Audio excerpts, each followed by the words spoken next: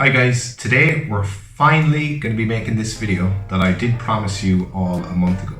Now, most of you don't know who I am or what I'm talking about, but for those of you who did wait patiently for this, thanks very much. Let's get started on this, here we go. Okay, so we're going to bring in our character first of all. Here he is. You can download him from the description below. Okay, so now our guy is in here. Well, it's not a guy, it's a girl, and she is naked, as you can see, and our frame range has increased to fit in the length of this animation, just in case you're wondering why that happened. So what we can do now is just delete off the geometry. We don't need any of this. All we need is our skeleton, our joints. So now that we have those, what we want to do is turn these into geometry, because right now they're just joints and we can't actually do anything with them. So to do that, we can middle mouse click on our top parent joint, and that'll automatically select all of the children. And then we can go to character, conversions, and convert joints to polygon object.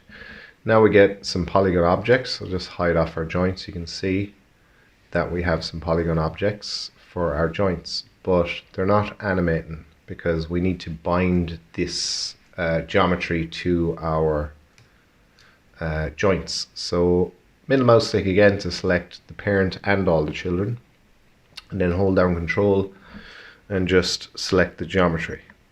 Now what we can do is go to character, commands, and bind.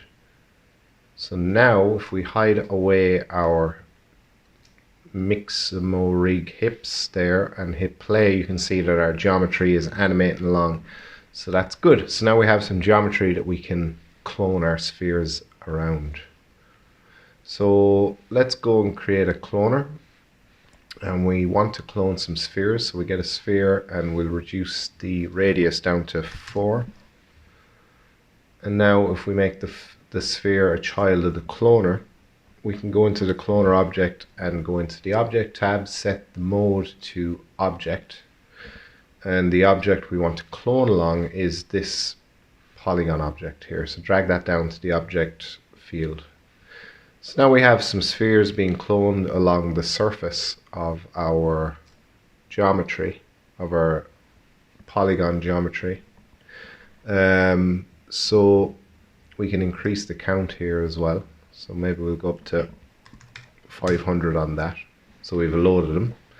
And now if we hit play, well, nothing's really happened. Well, something's happening, but not what we want to happen. So we need to bring, the reason that our spheres are not moving now is because our cloner needs to be below our joints in our object manager. So I just bring that down. Now you can see that that's fixed the problem for us.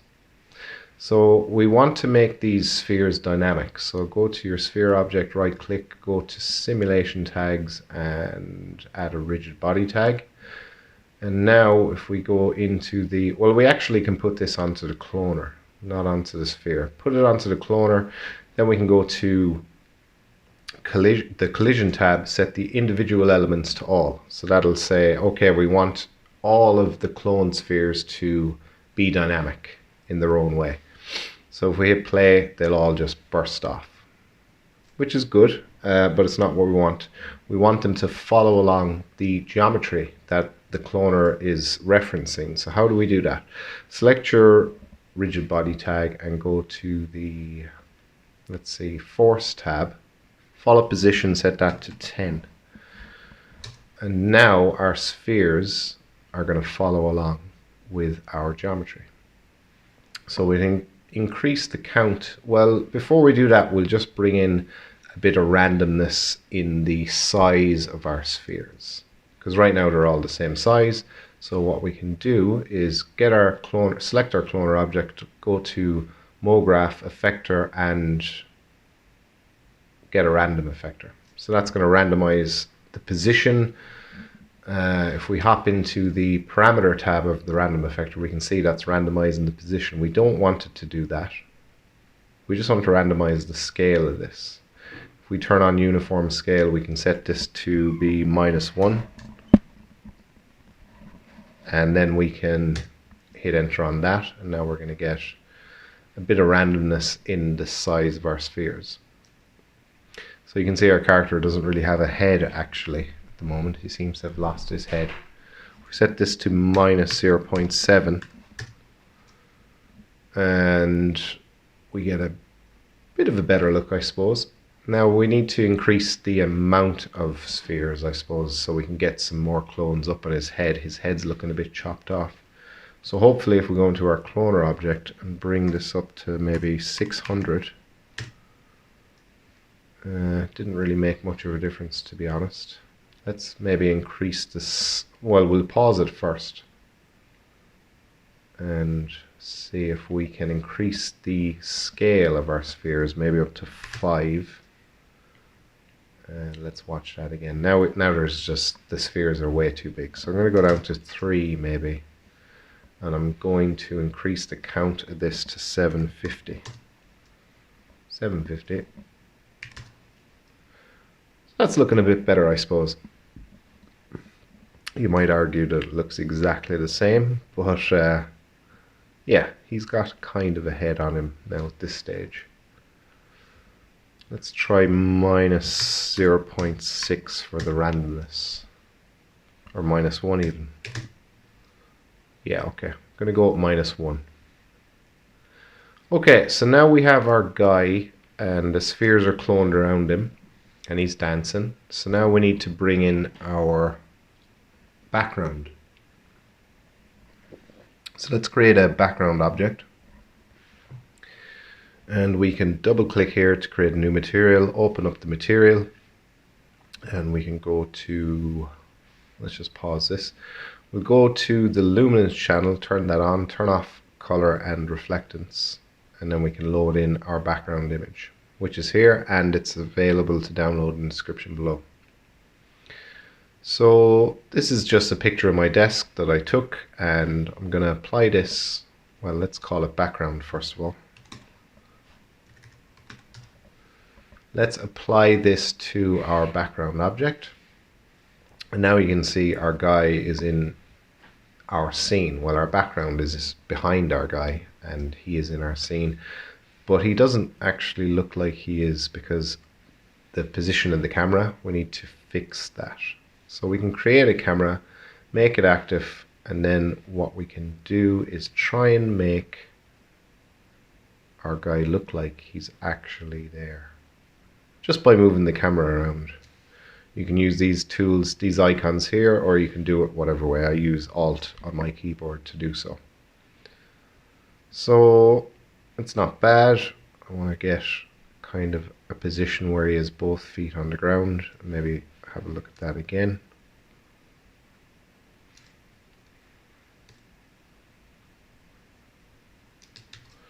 So something like that possibly. And you're going to have to eyeball this. I mean, we're not mapping the scene, we're just eyeballing it. So do your best. Now, he is quite small, so we can make him a bit bigger just by zooming in. If we zoom in, he will appear to be bigger. We just need to make sure we get the camera orientation right. So right now I have my camera set to these values for rotation. Now you're welcome to copy these exactly, or you can just eyeball it, which might be easier for you. So I'm zooming in and zooming out to make him bigger and smaller, and I'm trying to line him up as best I can so that he looks like he's in the scene. So let's have a look at that. So I'm happy enough with that at the moment, as long as he doesn't walk off the edge of the table.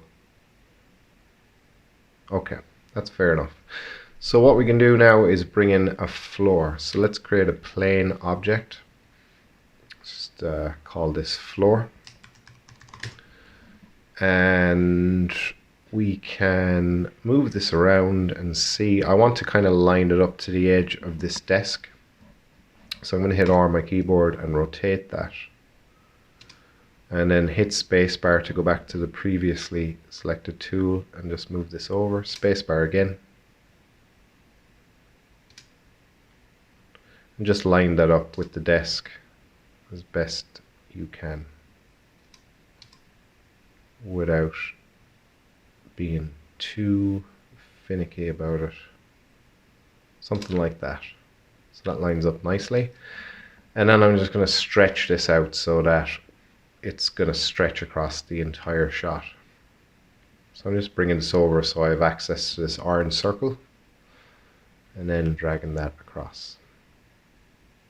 And we need to do the same as well with this one to increase the size along the X axis, and then just line that up again.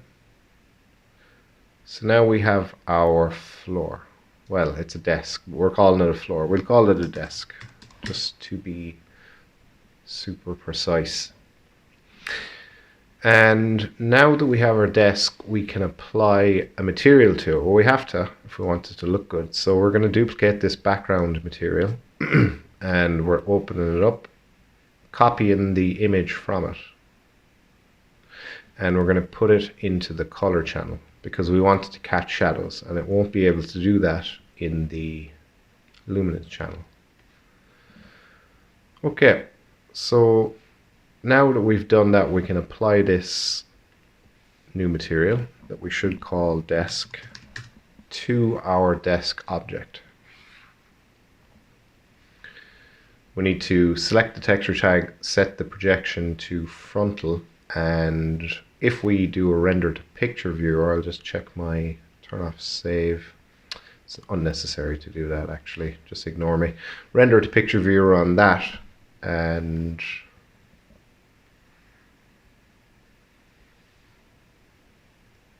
we'll see what it looks like.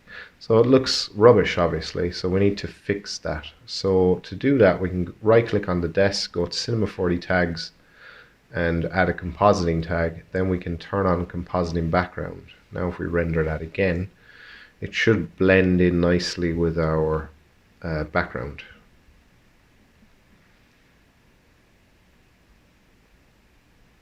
So that looks much better, obviously. Okay, so now that we've done that, we want to create, well, we want to basically set up our floor so that it acts as a collider for our spheres, because right now our spheres are traveling, they're intersecting, they're going through the floor. We don't want that to happen. So right click on your desk, go to simulation tags and add a collider body tag. Now if we play that, now you can see that our guy's feet is they're colliding with the floor. We better move our floor back a little as well. I keep calling it a floor, so I should have just left it as a floor. So if we go into our top view here, we can just increase the size of this along the X and just move it back.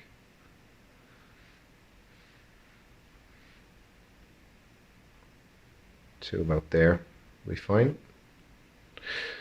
And that is it for our floor. Okay, so next thing we can do is, well, I suppose, what can we do next? We can, I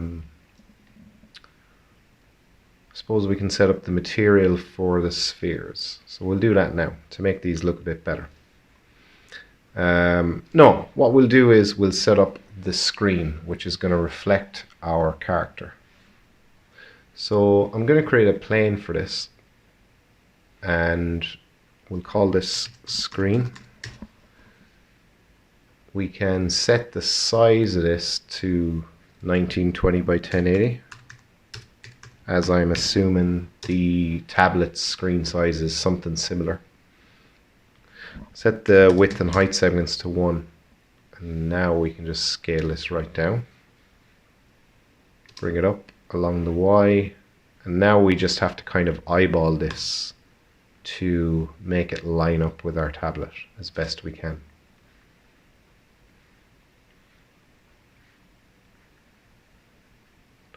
So we're going to have to scale it down. I'm just going to move it up Now don't worry too much about the rotation of this, this way. Just make sure that, as I've done, you have kind of brought it up and rotated it around the x-axis. Don't rotate it around any other axes, just around the x.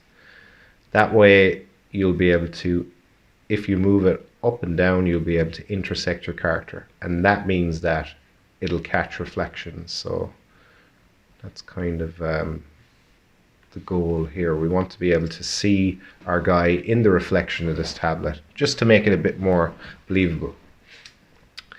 Don't worry about lining it up too much. We are going to cheat with the corners in a minute to line that up, and it's still going to look nice.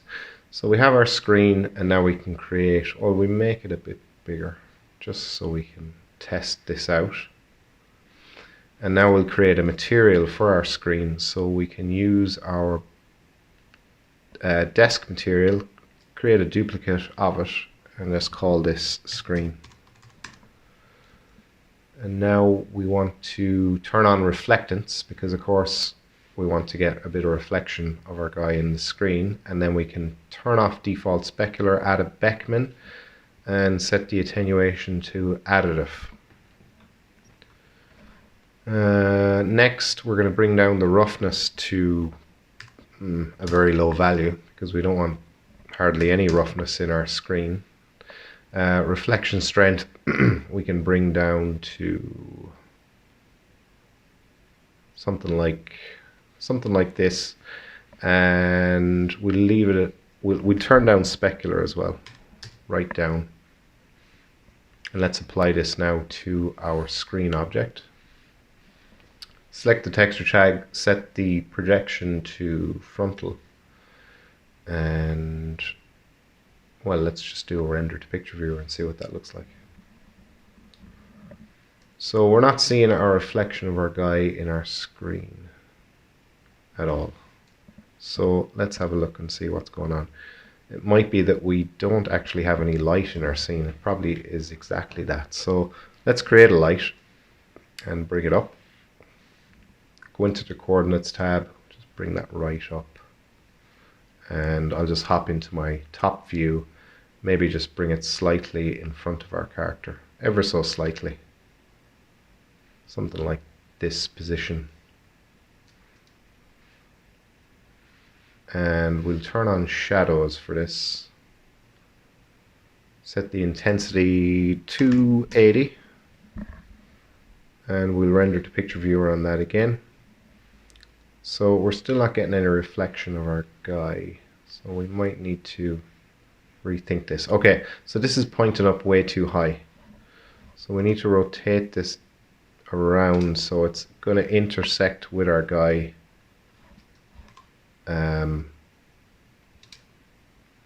If we move it along there. So that should now reflect our guy. I'm hoping it will anyway. No, it's still not. So let's see. Maybe we need to grab our guy and move him a little bit. So we grab our cloner object and our Mixamo hips and our polygon object. Hit Alt G to group everything. Make sure you're back on frame 0. Now we can move our guy. So our guy is very far away from the screen. So maybe we need to possibly zoom in a little bit more. Now he's still going to be far away from the screen, but at least we can bring the screen closer to him. So we can do that now. We'll bring the screen closer to him and scale it down.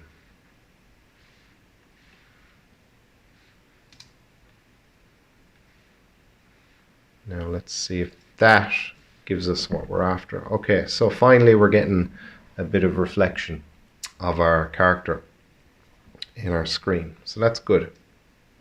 So now we can move on to actually align this up with our screen a bit better. So let's go to our screen object and, well, let's just see what we can do with this just by messing around with these parameters. So not much. So let's make it editable. Select it, hit C on your keyboard.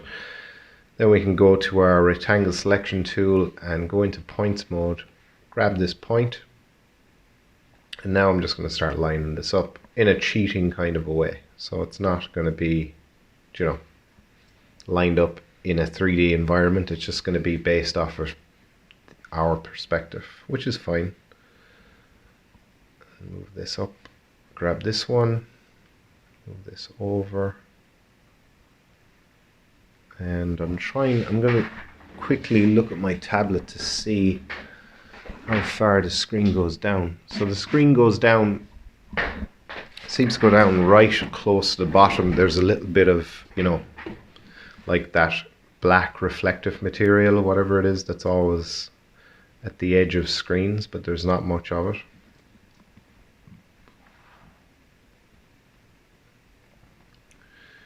And this one here as well, move that up and over along the X. So that's looking nice and lined up. But if we deactivate our camera, you can see that it's a holy mess. But yeah, activate your camera. Now make sure that you don't move your camera after doing all that work. We can add a protection tag, right click, Cinema 4D tags. Then we're not going to be able to move our camera around. So make sure you do that. Now we'll do a render to picture viewer again. We're still getting our reflection. So what is this black thing that's been here for a few renders now at this stage? That's because our screen that we just set up is casting shadows. So we don't want it to do that. So we can go to our screen object, right click, add a compositing tag and turn off cast shadows. Now if we render to picture viewer on that. So now what we can do is focus more on our guy here and how he's looking. So let's just first of all make sure that he doesn't jump off the table or anything like that. He's getting close to the edge there, alright, didn't he? He got quite close to the edge, it looked like. But he didn't go off it. We have him here, don't we? So he's grouped into a null, so we'll be able to move him further away from the edge. So now if we hit play, he should be good. Make sure that when you're moving your character around that you have grouped all the objects that make him up into a null. Well, not all of them, but the ones that are in the null that I just showed you. Otherwise you won't be able to do it. So he's getting right close to the edge again there, so I might just have to move him back again, even more. He got a bit too close to the edge there, so we'll move him right back and we'll just scrub along. So that is looking pretty good. I wonder how the reflections are looking at different frames. So I'm just going to pause it at a couple of random frames, like this one. See how the reflection's looking in this. Yeah, it's looking good. It's looking, actually, it looks like, it's actually looking like you can see through the spheres, which isn't great. And I know what we can do to fix that. We're going to do that now. So what we need to do is we need to grab a sky object. And this is just a giant, huge sphere that's just going to wrap around our entire scene. So we can call it a sky object. Well, we can't, but we will, because that's what it is.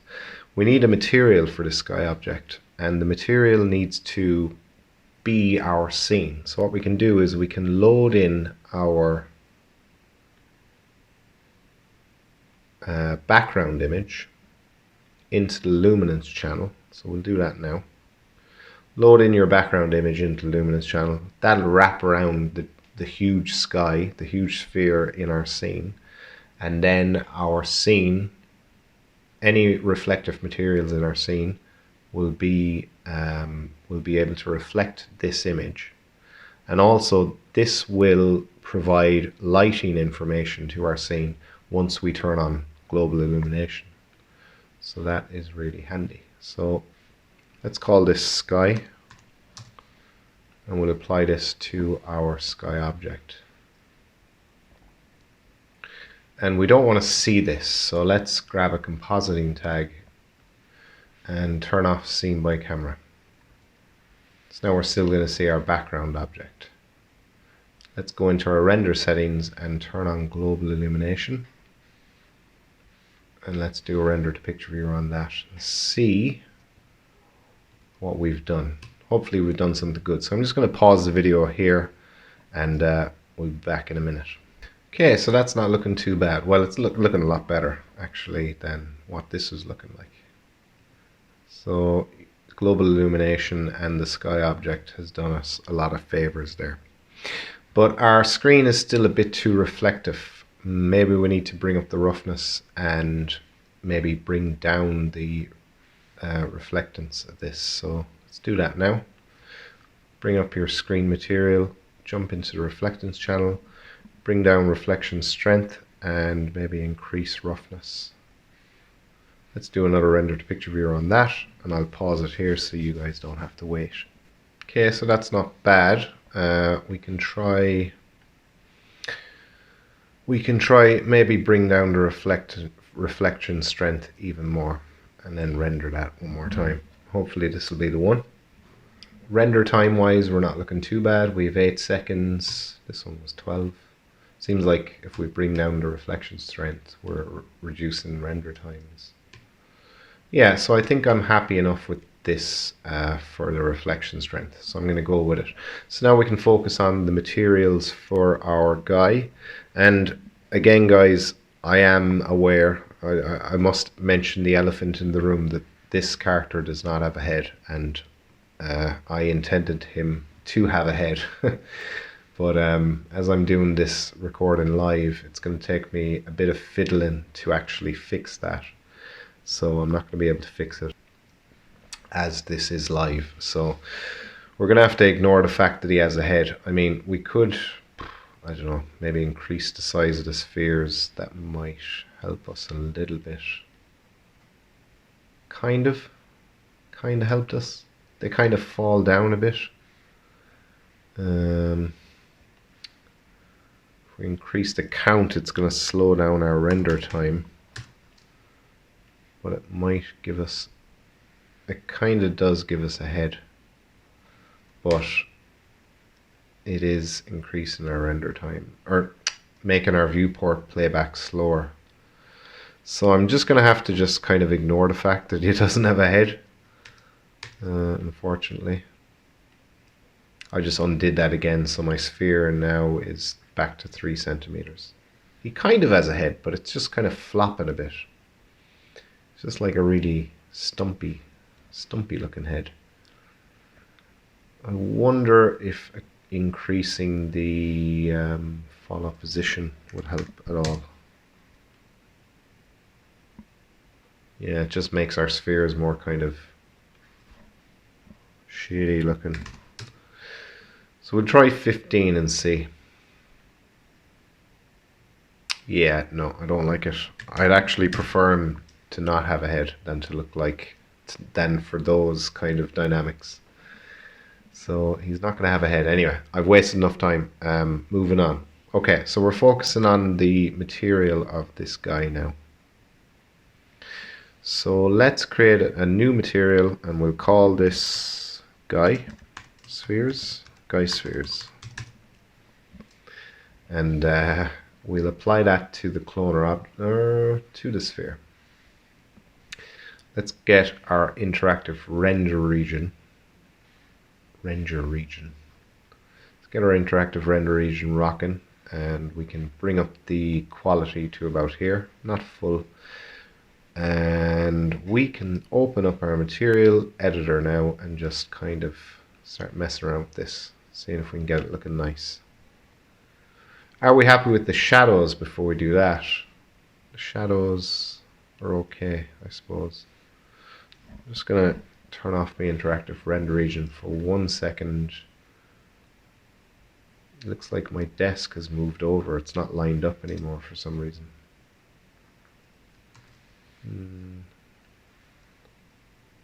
Let's see. So I don't know how it moved. I must have moved it by accident. It's lined up again now anyway. If you moved your one, move it back. Yeah, so that's kind of lined up.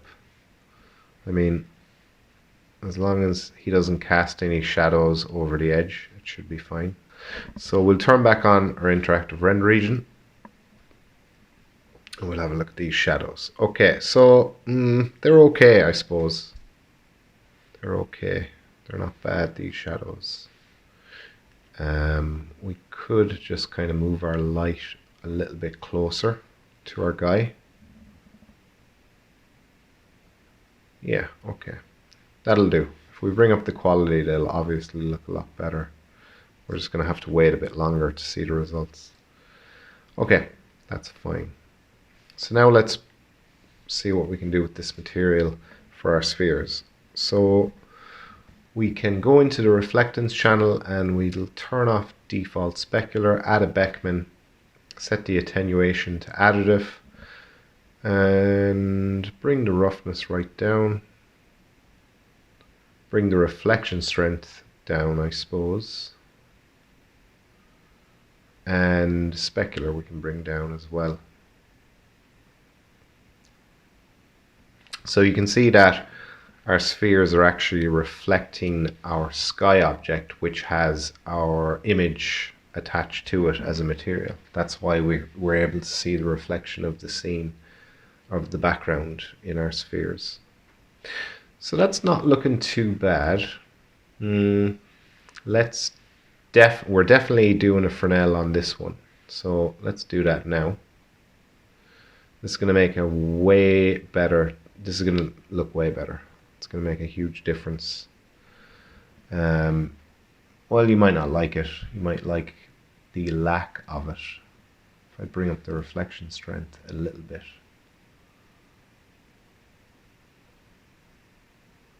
Yeah, so I'm liking that now as it is. If I take away the Fresnel, you can see how it looks. High reflection strength, it won't look that good. You know, it looks kind of strange. Unless you're going for that look. It looks like a bunch of spheres wrapped in super smooth tinfoil or something. Ball bearings, that's the one. Christmas tree thingies.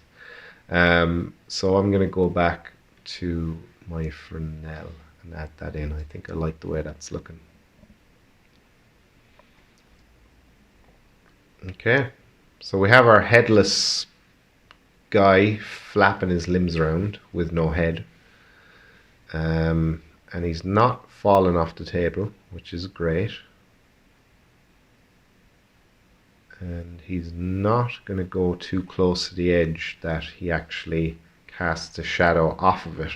We don't want him to cast shadows off of this edge, otherwise the shadow is going to be cut. So we should make sure that he's not planning on doing that. I don't think he is. Okay, so I think we're ready to set this up. Now obviously we're going to hide this geometry so it isn't a big spike sticking out of his head. And we're going to turn on ambient occlusion as well. And that's going to make a big difference. I'll just show you the difference between this frame and, let's hide this polygon object so we don't see the geometry. Go into your render settings and turn on ambient occlusion. Go to anti-aliasing, set this to best and 2x2. So now, after making those changes, we're going to see a huge difference from this render to the next.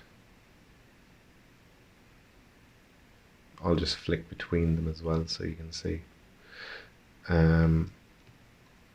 So I think we might have to go 4x4 as well for anti-aliasing because we're still getting some jagged edges there. So we're going to do that now. Back into render settings and we'll go 4x4. Hopefully that'll fix it for us. And I'll pause the video here. So you can see that that's got rid of those these jagged edges. That's looking a lot better. We could put a bit of yellow in our light as well because our lighting in our background image seems quite yellow. So we could put a little bit of yellowness into our light. Just a little tiny little bit. and see if that looks any good. Render time, we're looking at 19 seconds a frame. So it's not too bad. I'm going to pause the video here again. So if we flick between those now, you can see that those spheres are definitely looking more in place after we kind of tinted the light a little bit. So I think I'm ready to render this. I think we're good to go. It's all looking decent enough. It's looking pleasant enough, we'll say. I'm just double checking now that our guy is not going to walk off any edges and he's not going to cast any shadows off any edges, because if he did, that would really ruin our hard work, and we don't want to do that. He's looking good though. I think he's going to be fine.